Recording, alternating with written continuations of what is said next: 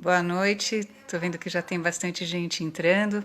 Vamos esperar só a Beatriz, que hoje é a nossa convidada aqui do Letradas e Confinadas, entrar também. Oi, Vera. Oi, Caio. E para falar um pouco de um assunto importante que é a formação de leitor pelo Harry Potter, pela leitura do Harry Potter. Então, vamos esperar um pouquinho a Beatriz entrar. Oi, boa noite. Esperar um pouquinho. Então, Letradas e Confinadas tem mostrado, né, essa vocação de estar discutindo tanto a literatura mais tradicional, mais canônica, quanto introduzindo também uns assuntos mais pop. Então, a gente falou já sobre ficção científica, umas lives anteriores, e hoje a gente vai falar sobre Harry Potter, que é um fenômeno de vendas, né? Oi, João, tudo bem? Oi, Lívia. O pessoal está chegando. A gente, o Letradas e Confinadas, Vera, ele é um... ela chegou, a Bia. É...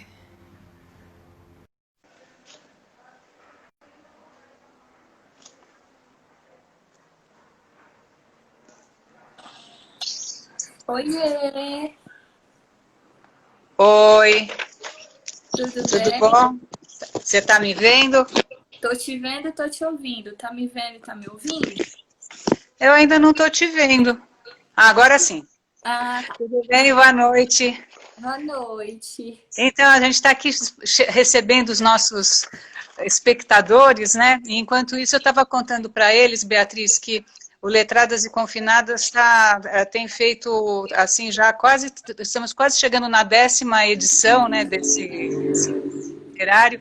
Eu, a Lívia Bueloni Gonçalves e a Thalita Moschut, que também nós somos colegas lá da teoria literária, lá da USP.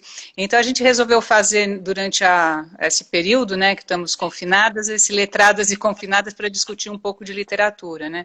A gente se reúne 1 ou 2 vezes por semana para saber qual assunto que vamos falar, quem é o convidado que a gente vai trazer. A princípio era mais um canal para nós mesmos estarmos falando dos nossos estudos, mas a gente acabou achando interessante trazer as pessoas, os colegas, né, que estão desenvolvendo trabalhos tão legais e que às vezes a gente tem curiosidade de conhecer e no dia a dia da vida acadêmica mesmo a gente às vezes não consegue parar e ter o fôlego para conhecer os trabalhos dos colegas e tal.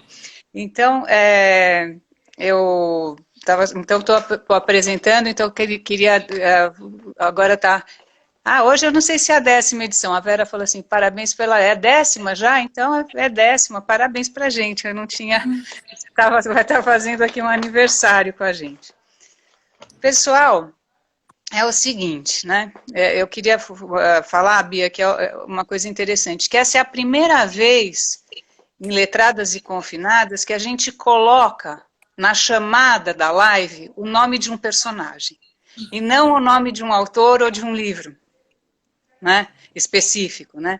Então esse fato revela uma característica importante, ao meu ver, do assunto que a gente tem para desenvolver hoje, né? Então a gente tem, pela primeira vez, a gente está falando, demos a chamada com o nome do personagem, e não do autor, e não da obra, né? Então isso é interessante, né? Apesar de ser uma celebridade literária ímpar, né? A J.K. Rowling, ela foi superada, de alguma maneira, pela sua criatura, pela sua criação.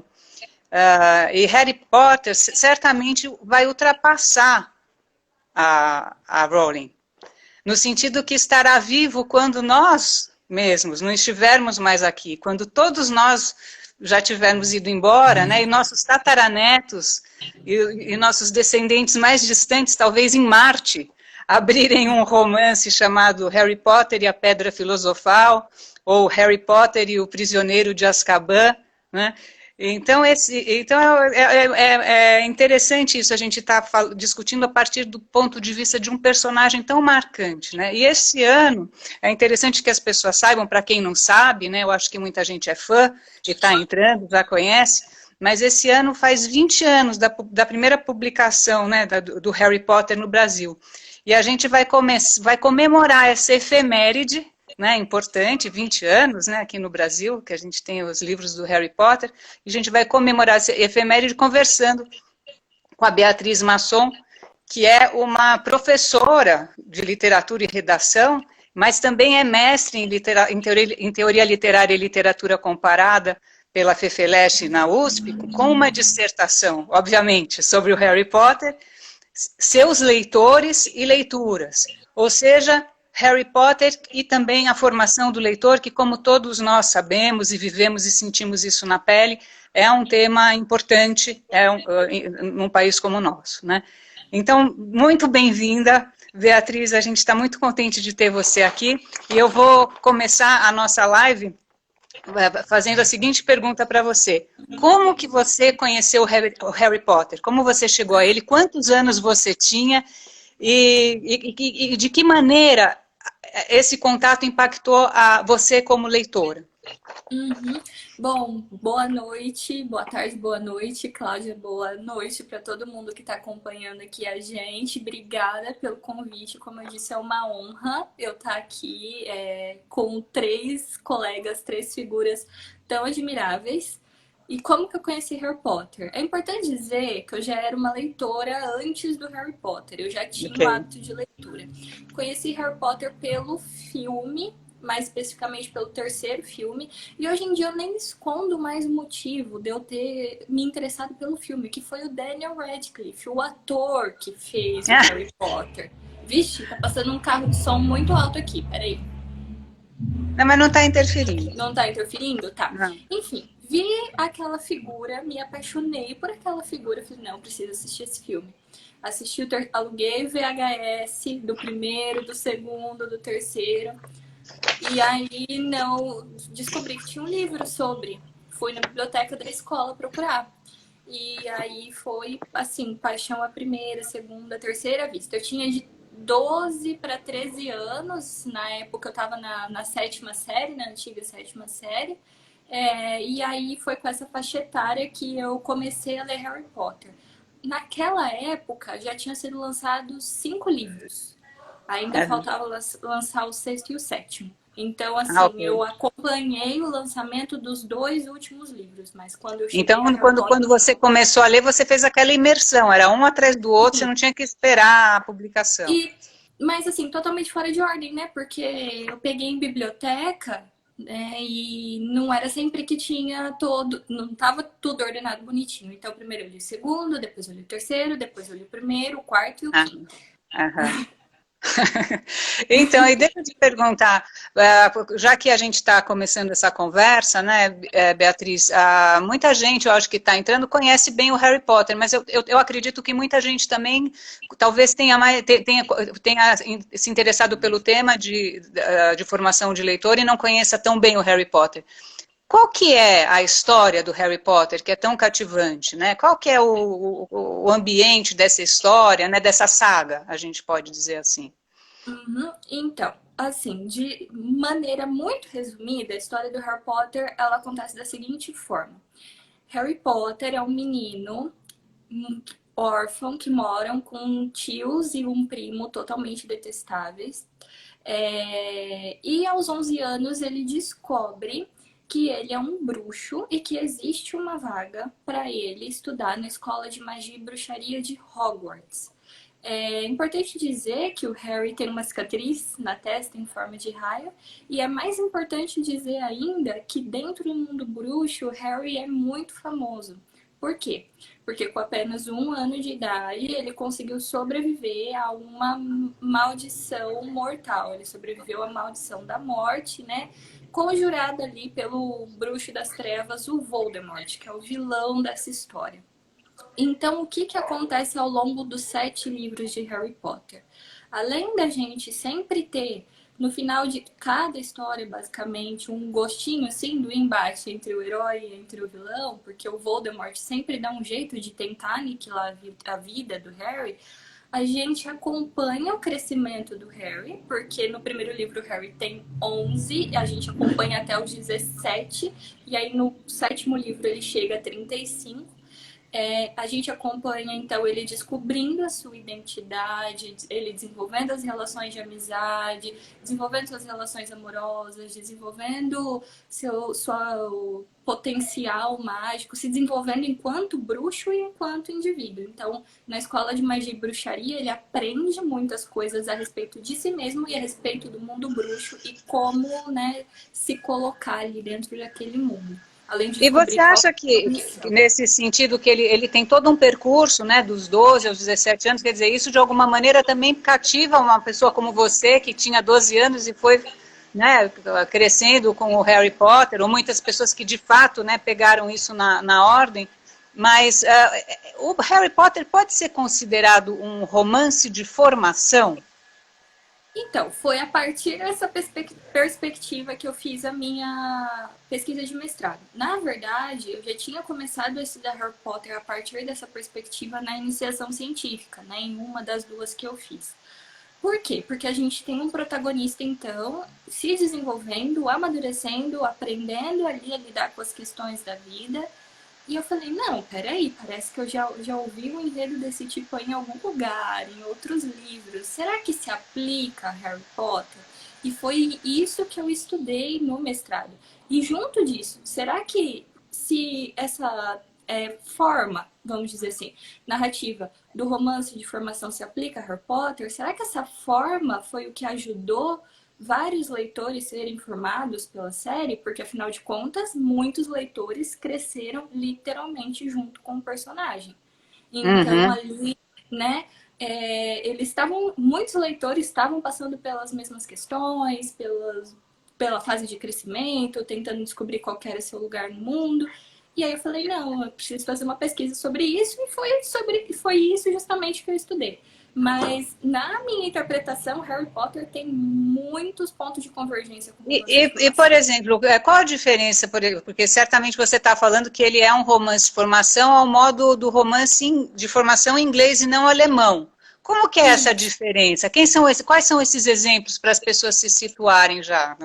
Então, assim, né, o protótipo do romance de formação, né, que a gente tem como figura e livro paradigmático para o gênero, é o livro Os Anos de Aprendizado de Wilhelm Meister, do Sim. Goethe, que é um autor Uhum. alemão.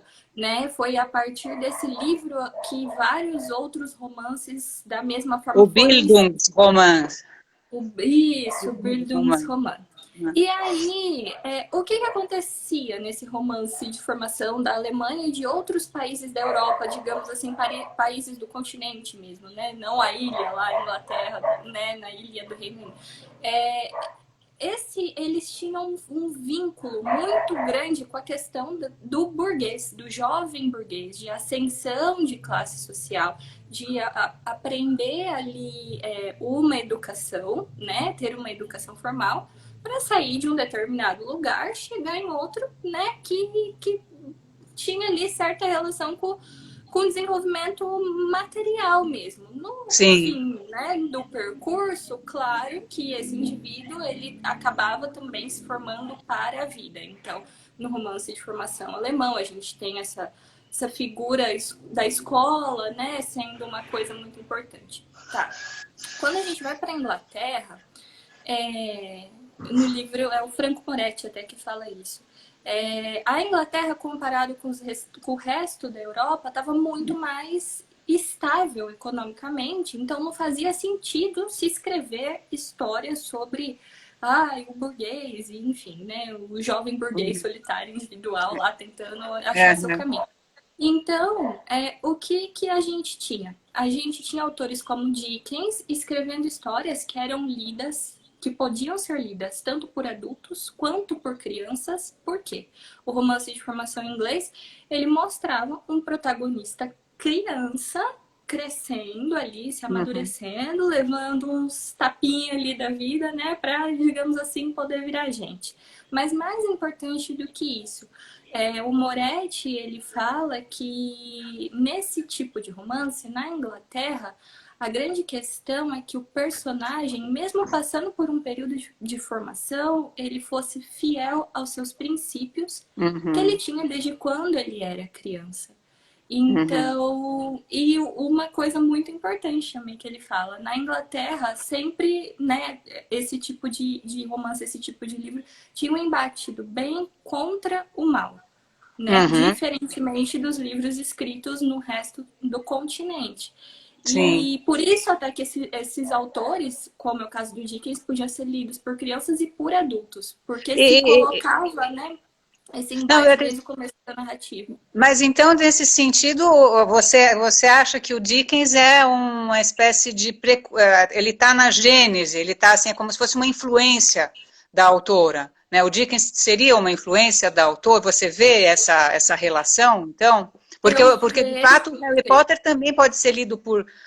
além de ser esse romance de formação da criança até, né, se tornar-se um pouquinho mais independente, também é um romance que é lido por adultos também, né? Não é só por criança, né?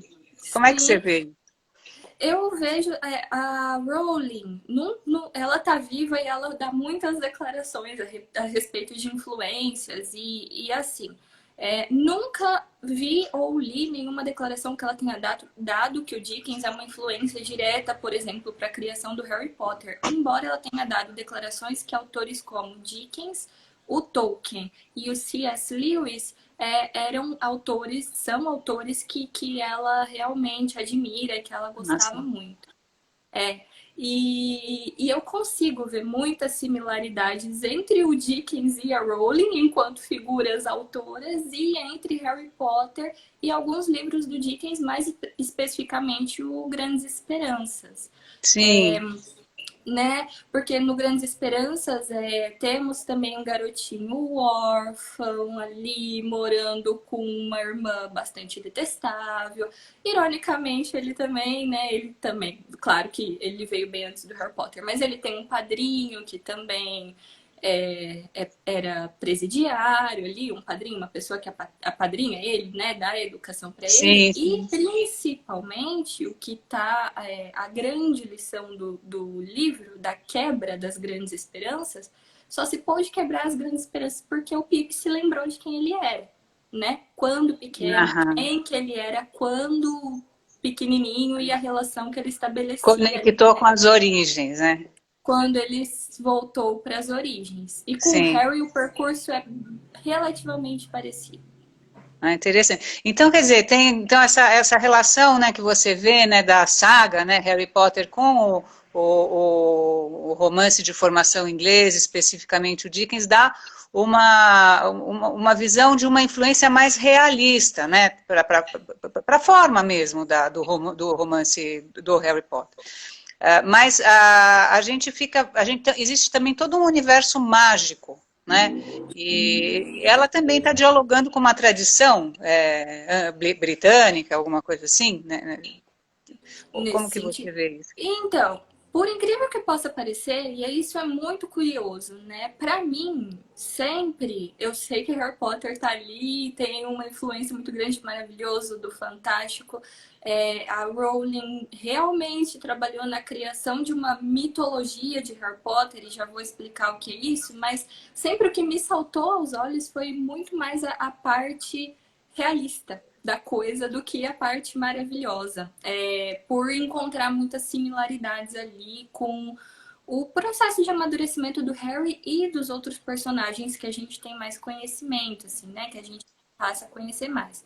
Mas essa questão dela ter esse lado maravilhoso da obra, ter esse lado maravilhoso, isso é uma coisa que eu estou desenvolvendo mais recentemente, assim, né? Inclusive planos para o doutorado, eles estão caminhando a partir dessas Uhum. análises. O Tolkien tem um texto que se chama Sobre Contos de Fadas, onde ele fala sobre o fato de o autor ser uma espécie de deus ali, que cria sua obra, cria sua mitologia, cria o seu legendário e tem total autonomia, né, daquela criação. E a Rowling fez isso criando um mundo mágico, inclusive o um Uhum. mundo mágico com letra maiúscula, porque assim que ele é referido agora, de uns tempos para cá, né? O Wizarding World, que engloba Harry Potter e tudo o que há no entorno. Uhum.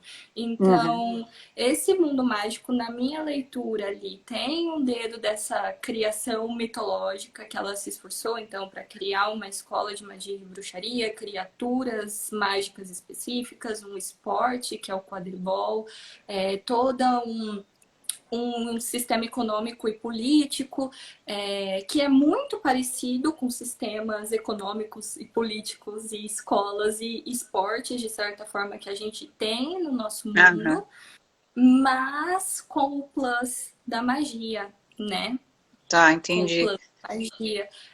Mas, assim, realmente, várias pessoas debatem a respeito das influências anglo-saxãs, né? Das Sim, lendas e tudo mais, de estar presente ali.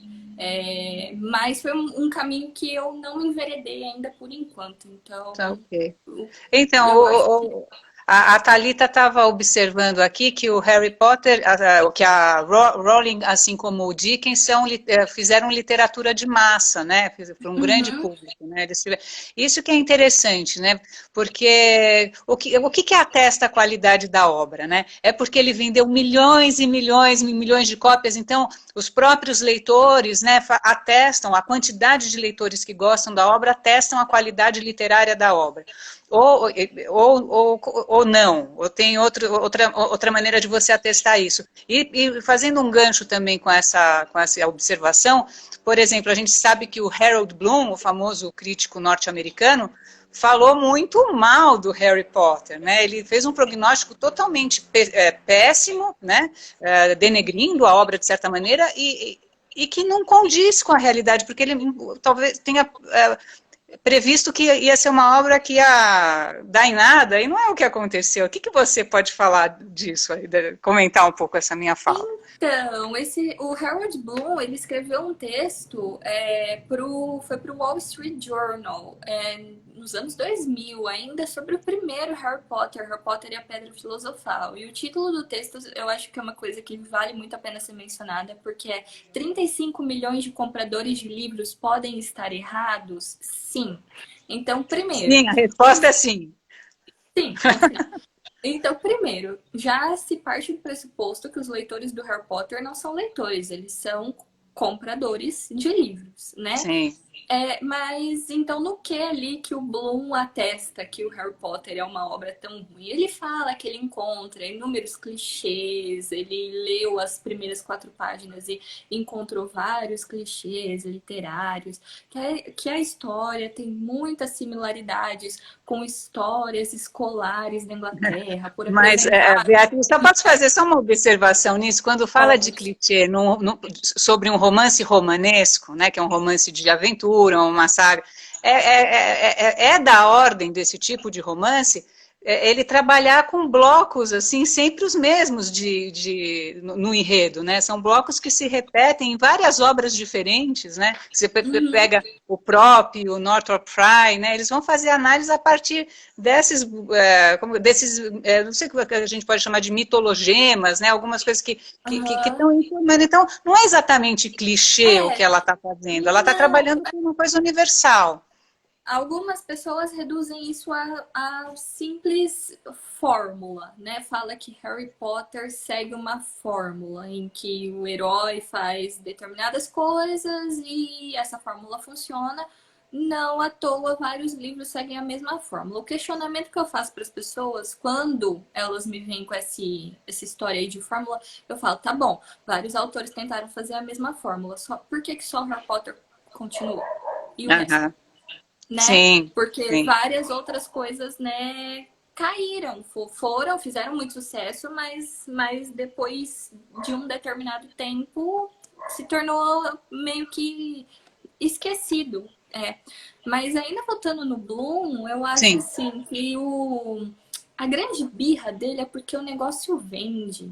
Ele compara Rowling a um astro do pop, tipo, sei lá, Madonna, Michael Jackson, Uhum. a atores de Hollywood.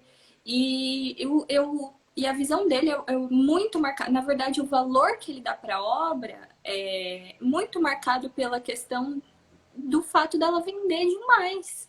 Ah, Então, como o se isso que depusesse contra a obra, né? Tirasse a como se isso qualidade da obra. porque por E uma você, obra, a impressão que eu tenho é que, assim, por uma obra, na visão dele, ser uma obra boa, uma obra canônica, uma obra que vai influenciar as pessoas a serem grandes pessoas e debaterem sobre os grandes mistérios da vida, é uma obra que não pode ter muitos leitores. O que eu acho exato. relativamente meio triste, né? Se a gente for parar para pensar assim. Sim, eu concordo com você. É interessante que assim o preconceito segue assim de perto, né, o Harry Potter, né? Não só no caso assim do Harry Bloom, porque vendeu muito, ele parece ficar de mau humor em relação à obra, né? Mas também a própria autora demorou muito, mandou os originais para umas 12 editoras, né, até ser publicada, e quando foi publicada também teve que abreviar o nome para não parecer mulher. Conta um pouco essa história, assim, desse tipo de preconceito aí. Foi uma história importante dizer assim, né? Que hoje tem quase uma história para contar a história de como Harry Potter foi escrito. Então a Rowling, ela teve uma história de vida bastante sofrida, assim, né? A mãe dela morreu muito jovem, de esclerose múltipla. E ela fez faculdade e tudo, né? Estudou letras, inclusive, né? Línguas Uhum. latinas. Por isso Olha. que os feitiços do Harry Potter são todos em latim. É, mas ela teve um casamento muito complicado, né? Um primeiro casamento muito complicado. Foi morar em Portugal, onde ela era professora de inglês, na cidade de Porto. Foi um casamento que não deu certo. Ela saiu fugida lá da cidade de Porto, voltou para a Inglaterra e com uma mão na frente e outra atrás, ganhando muito pouco e tendo uma filha muito pequena para criar. E aí ela fala, né, que ela teve a ideia do Harry Potter se materializou na mente dela numa viagem de trem de Manchester até Londres, que ele Hum. apareceu em um sonho, um menino, né, de cabelos pretos, de óculos com uma cicatriz, e a partir daí ela foi começar a desenvolver a história. E o Só que trem é importantíssimo, né? O trem é o veículo mais importante, né, do Harry Potter. e aí, enfim, tinha o primeiro livro pronto, tinha basicamente toda a estrutura da história já montada, porque ela pensou na estrutura de 7 livros e pensou em detalhes desse mundo mágico, mas sempre era recusada pelas editoras, justamente por 12 editoras até ser aceita pela 13ª, que é a Bloomsbury. E a Bloomsbury aceitou publicar Harry Potter desde que ela mudasse o nome dela, porque o nome dela é Joanne Rowling. Eles falaram que nenhum menino ia ler um livro escrito por uma mulher, então ela tornou o nome dela mais neutro, Neutro. deixou as iniciais o J de Joanne, o K de Kathleen, que era o nome da avó, e Rowling, que era o sobrenome, e assim a gente tem a J.K. Rowling, né?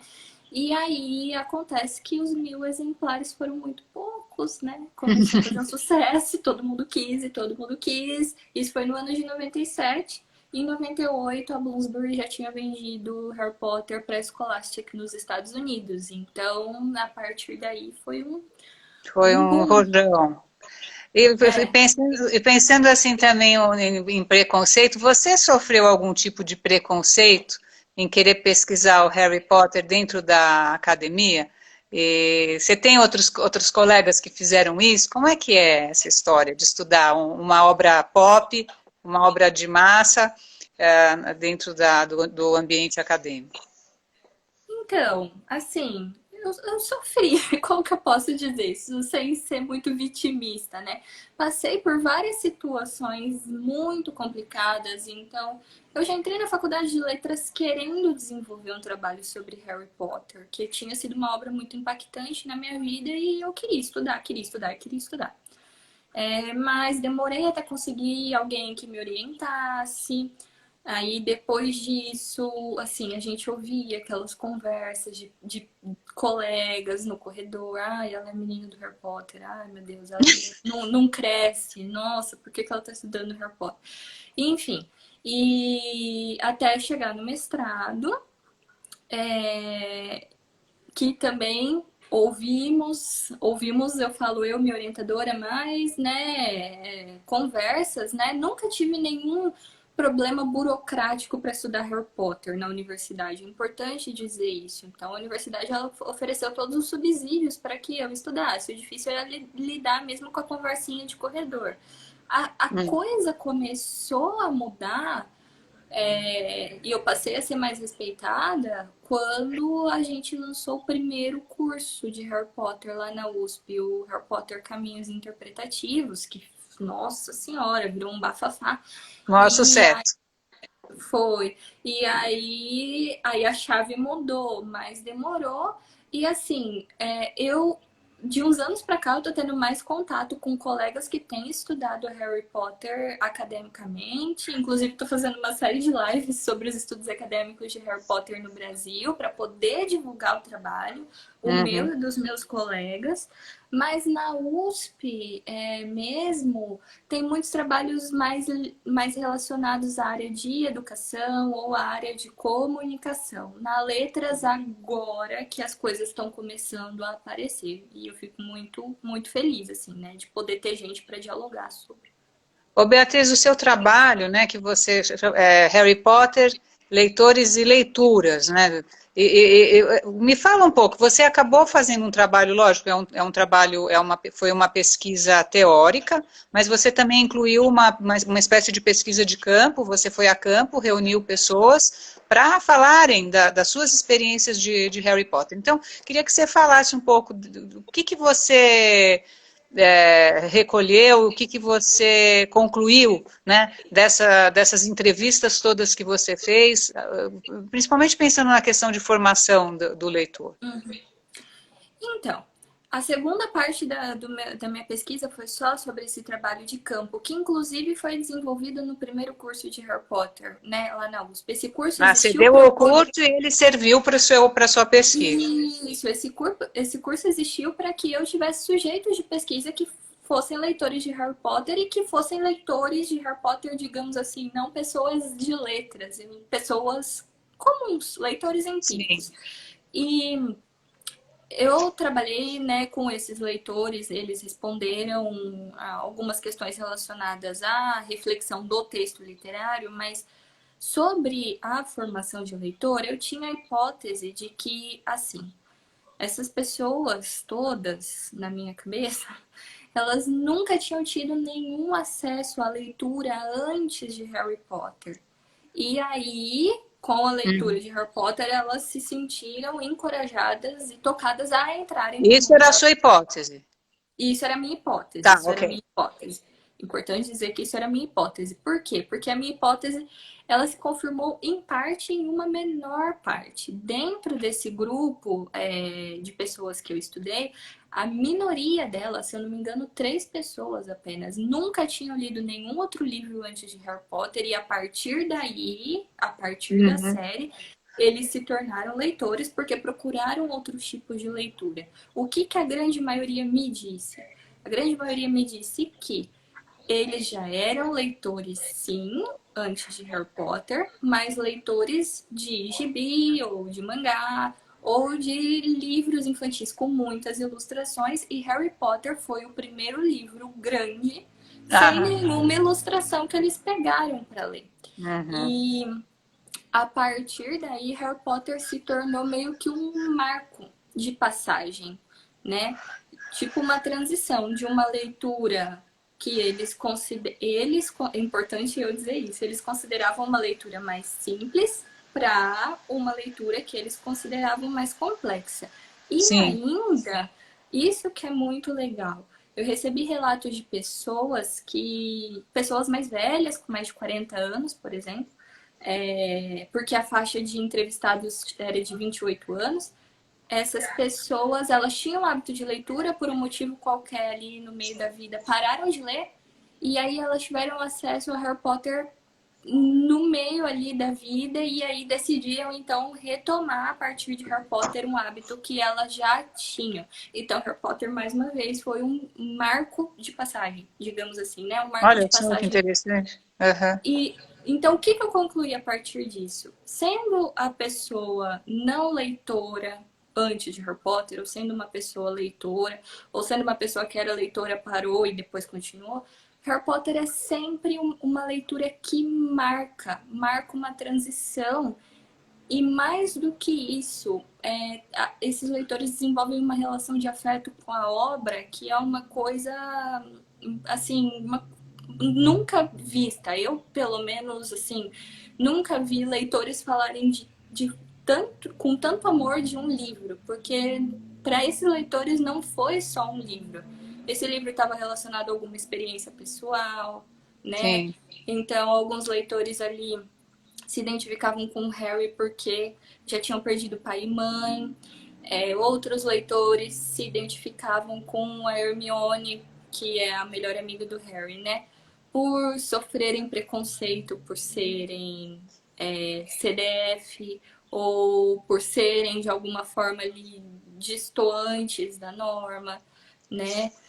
Então, isso que é o mais interessante, porque esses leitores, a minha ideia é que não, por um leitor ser formado, Harry Potter fez aí a sua mágica, literalmente, de, olha, apresentei o fantástico mundo da literatura para a pessoa.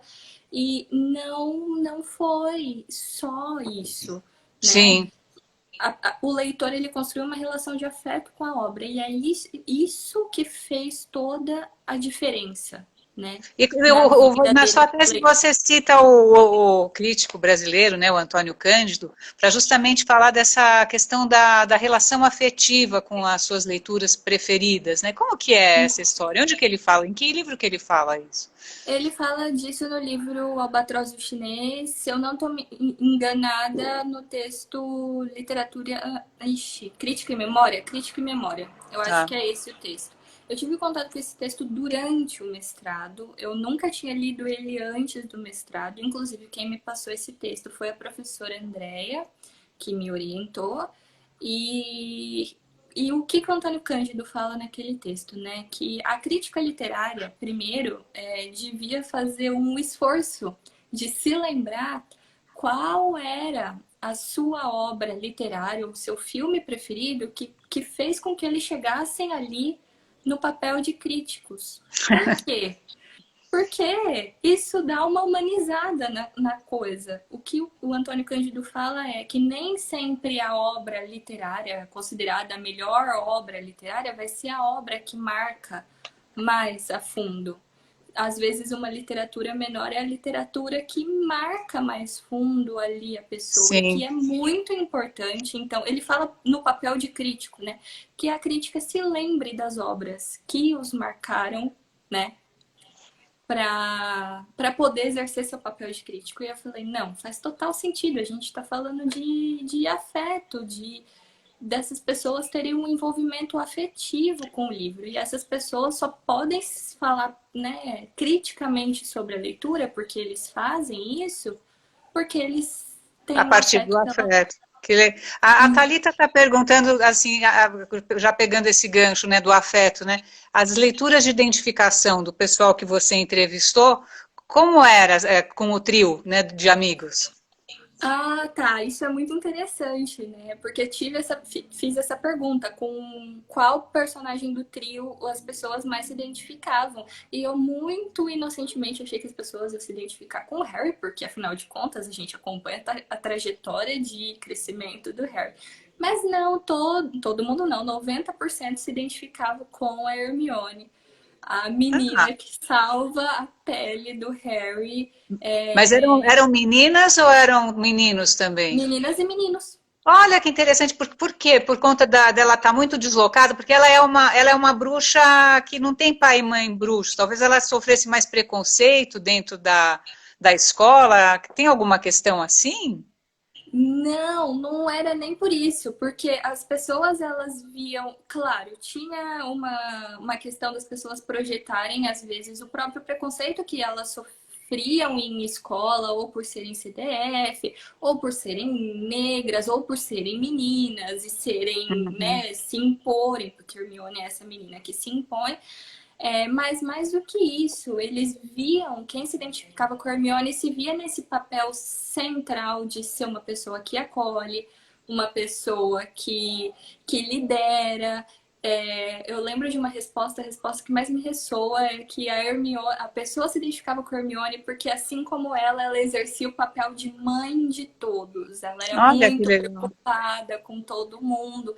Então, enfim, várias pessoas se identificaram com a Surpreendente Hermione. mesmo, né? Surpreendente.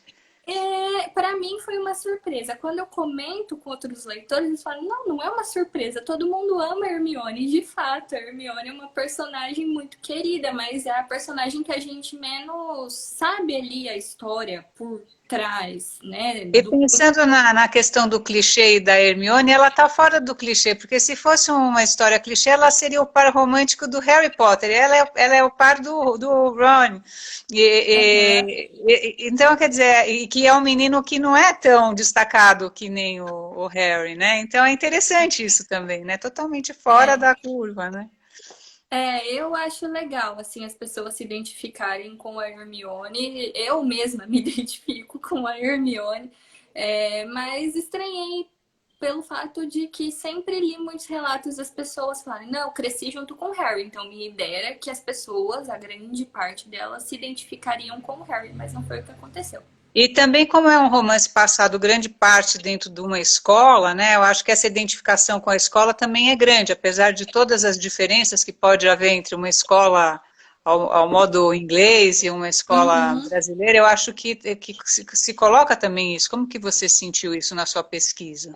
Então, o que que o pessoal falou quando eu perguntei sobre Hogwarts, como, né, que essas pessoas consideravam Hogwarts, qual que era a importância da escola ali para elas, esses leitores analisavam a escola como um espaço de projeção, porque assim, ainda era uma escola, mas era uma escola muito mais legal do que a escola que eles frequentavam. Afinal de contas, essa escola tinha uma floresta cheia de criaturas, essa escola era uma escola que tinha banquetes, era uma escola dividida por casas, essa escola tinha ali aquela junção, aquela união no esporte. Então, as pessoas iam de trem para a escola era em um castelo, então as pessoas se identificavam com o ambiente no sentido de essas pessoas viveram em um ambiente escolar, então as relações que acontecem nesse ambiente são relativamente parecidas, mas elas projetam em Hogwarts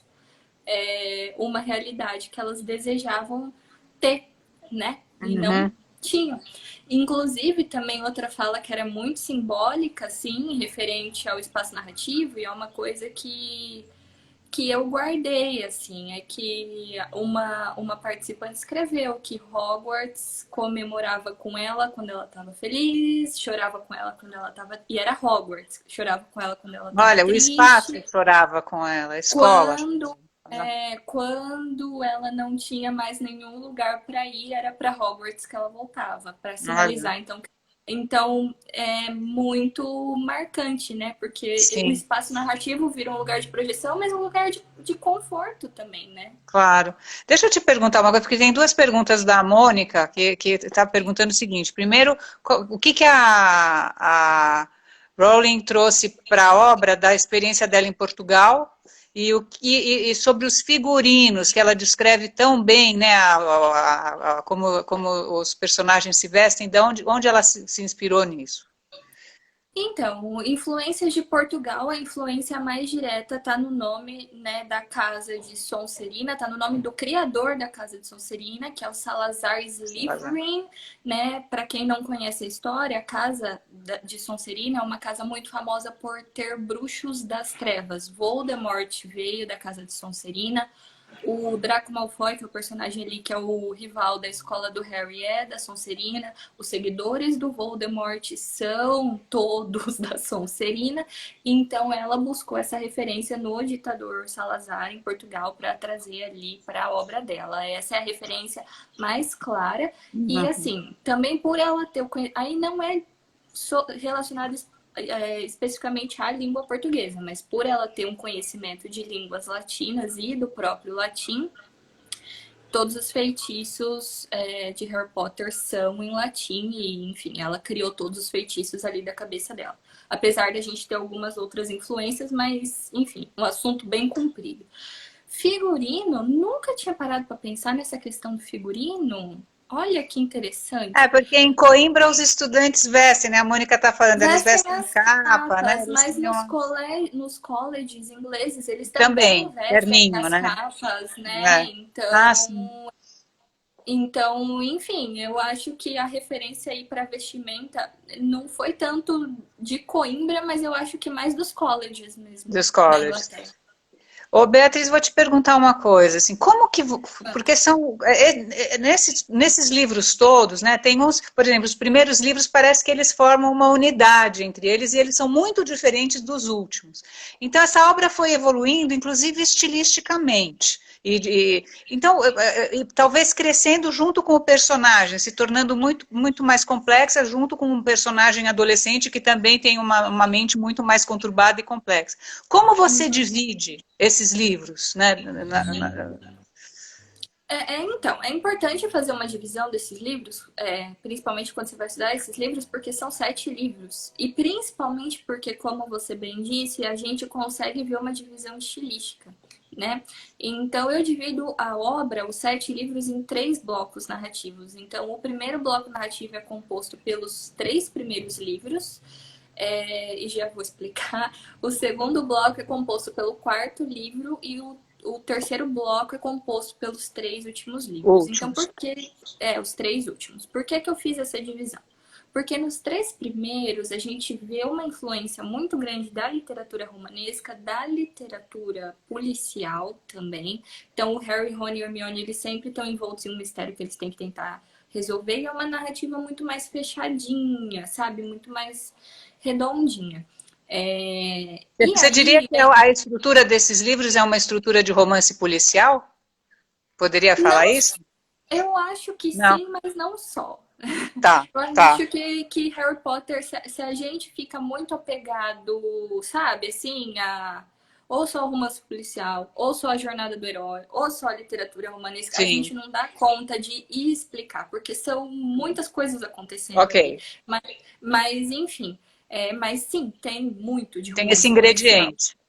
Tá. E o Harry tem que descobrir esses mistérios todos, principalmente para descobrir a própria identidade. Isso que é o mais interessante, né? E aí que tá a ligação desse primeiro bloco com o romanesco, que é onde o herói vai descobrir a sua verdadeira identidade, a sua ligação ali, né? Enfim, com o seu passado. E isso acontece muito nesses 3 primeiros livros. É importante dizer também que até o terceiro livro, a Rowling ela não tinha ainda o aval da editora para falar assim, vai, faz o que você quer. Porque esses livros, eles tinham ter um retorno, fizeram o livro e falaram, não,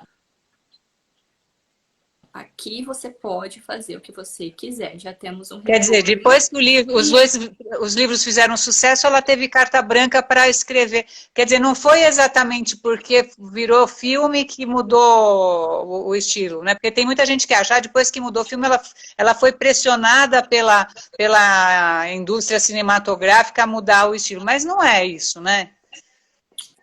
não, não. Porque eu acho que se fosse isso, a tendência era que os livros ficassem mais simples e não ficaram. Para quem conhece a história, sabe que o terceiro livro é assim, o quarto é assim e o quinto é assim. Aham, Então, os livros, eles vão ficando mais complexos. O quarto livro, que né, tá aí nesse segundo bloco, é um livro que tem um pé sim. lá, um pé cá. Ou seja, a gente ainda vê muito de narrativa de mistério, a gente vê o lado romanesco da obra, mas pela primeira vez a história não está focada no Harry salvar ou descobrir alguma coisa referente a terceiros. Ele precisa se salvar, ele precisa se entender e por que que ele está no centro ali do mistério central, né, mesmo, da história. E aí, quando ele descobre o porquê que ele tá metido, né, no, no centro do, das desventuras do quarto livro, Voldemort volta, ele presencia esse retorno, ele tem uma luta muito traumática, ele vê um colega morrer, desculpa os spoilers, gente, eles são meio inevitáveis quando a gente fala de Harry Potter. E aí, do quinto livro em diante, principalmente no quinto livro, se o leitor está esperando achar um Harry que vai salvar todo mundo que é comportado, educado, bonitinho e fino, essa pessoa Não não existe vai mais. encontrar esse Harry. Não.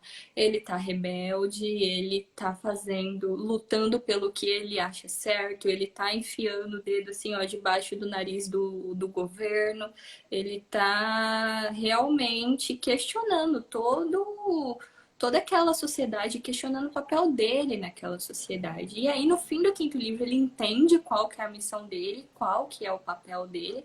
E no sexto, então, aí a gente vai ver um Harry que, na minha opinião, é o melhor Harry de todos. É um Harry que é irônico, que ele é divertido, que é responsável, que tem o lado heróico, que tem seus lados egoístas. Então, assim, ele é o Harry mais humano, o Harry do sexto Aham. livro, e do sétimo por consequência. Então, não teria espaço para a gente ter o desenvolvimento do personagem dessa forma se os livros ainda ficassem presos em literatura policial ou no aspecto do romanesco, porque o Harry ele vai ganhando características de indivíduo, de sujeito, né? Sim, sim.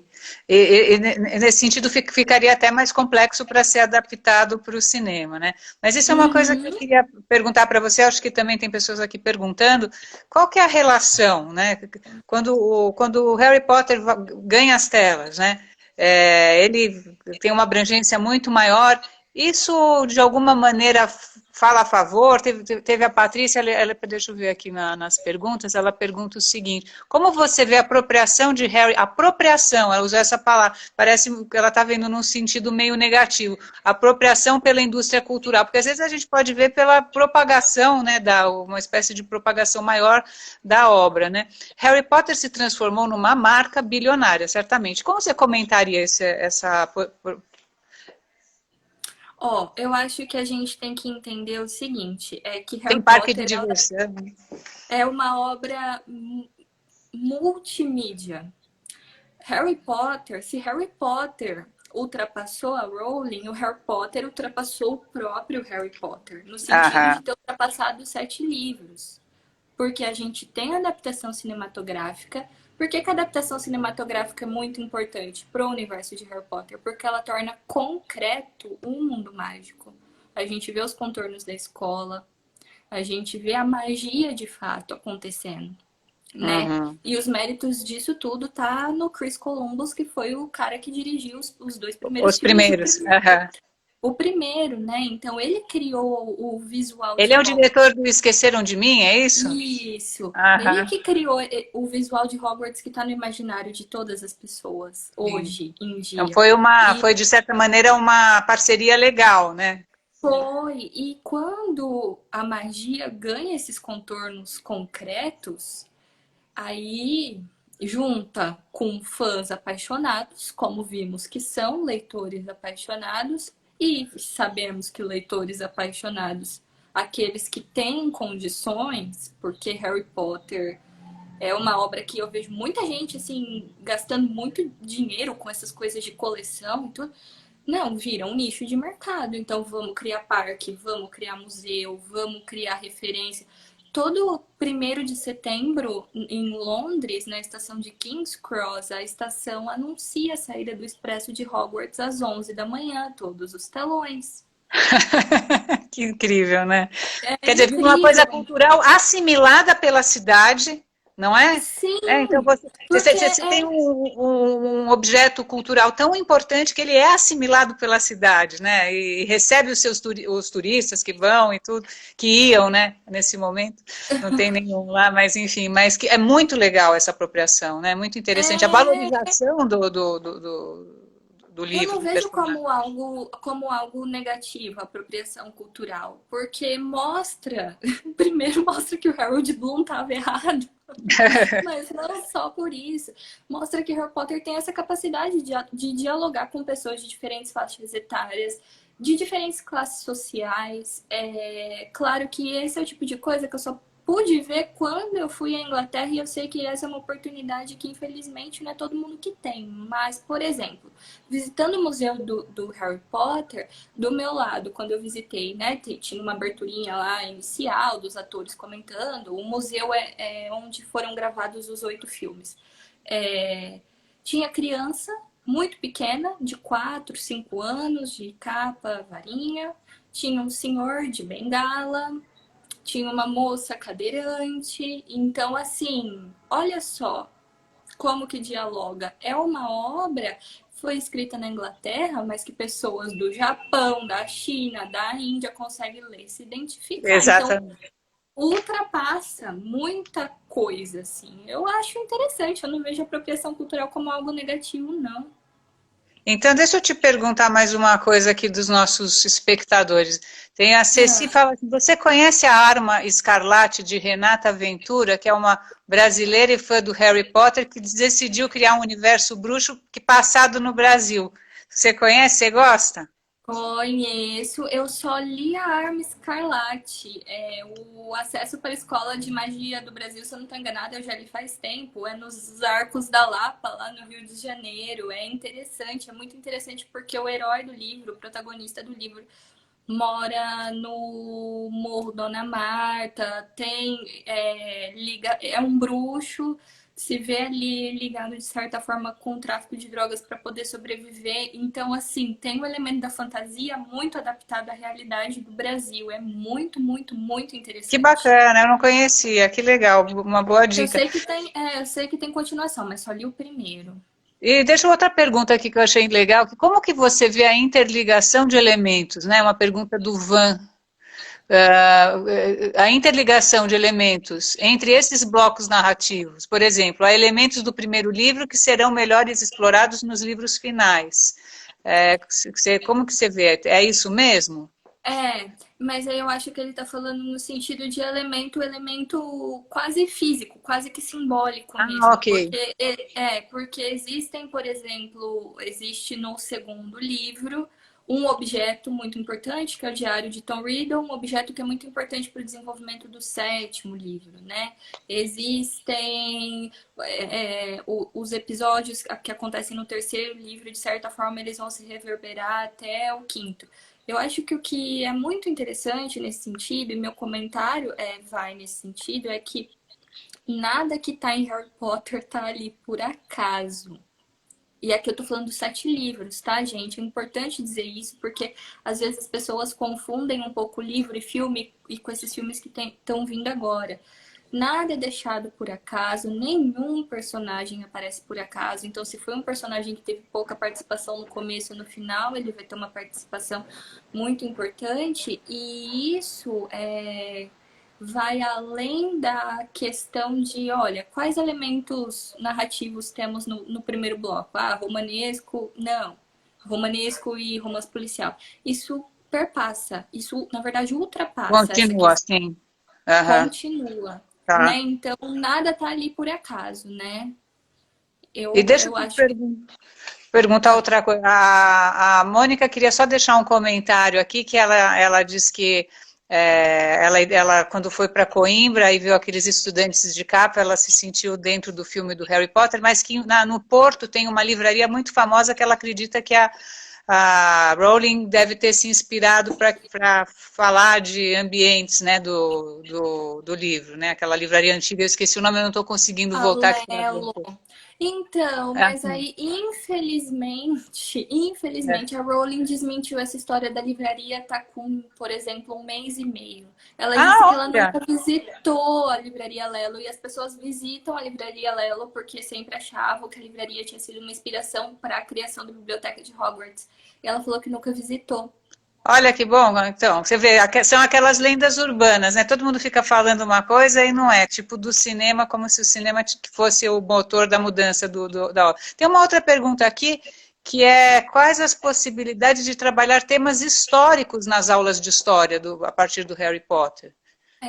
Gente, muita gente da história tem estudado Harry Potter e eu acho que Harry Potter é uma obra muito importante para os temas que estamos, para a situação política que a gente está vendo no mundo, né? Então dá para gente trabalhar a questão do autoritarismo, da censura, da tortura, dá para trabalhar sobre também o tema do fascismo, porque o Voldemort tá super dentro desses temas. Dá para trabalhar sobre Claro. preconceito de classe e raça. Beatriz, a gente tem 16 segundos. Eu vou ter que encerrar. Muito Tá obrigada bom. pela sua participação. E semana que vem a gente tem, para quem gosta de poesia, Ana Cristina César com a Anita Costa Maluf. Um beijo para você. Obrigada, Bia. Obrigada.